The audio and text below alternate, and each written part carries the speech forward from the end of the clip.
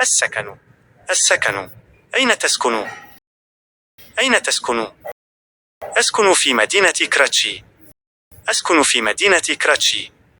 في أي حي تسكن؟ في أي حي تسكن؟ أسكن في حي المطار. أسكن في حي المطار. هل هذا الحي قريب من شارع فيصل؟ هل هذا الحي قريب من شارع فيصل؟ لا، هذا الحي بعيد عن ذلك الشارع. لا، هذا الحي بعيد عن ذلك الشارع. منذ متى تسكن في هذا الحي؟ منذ متى تسكن في هذا الحي؟ أسكن منذ 5 سنوات. أسكن منذ 5 سنوات. وأنت أين تسكنين يا مريم؟ وأنت أين تسكنين يا مريم؟ أسكن في مدينة إسلام آباد وهي عاصمة باكستان. أسكن في مدينة إسلام آباد وهي عاصمة باكستان. في أي إقليم تقع هذه المدينة؟ في أي إقليم تقع هذه المدينة؟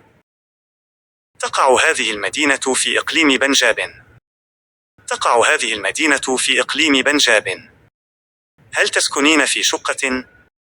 هل تسكنين في شقة؟ لا، أسكن في بيت. لا، أسكن في بيت. كم غرفة في بيتك؟ كم غرفة في بيتك؟ في بيتي 5 غرف.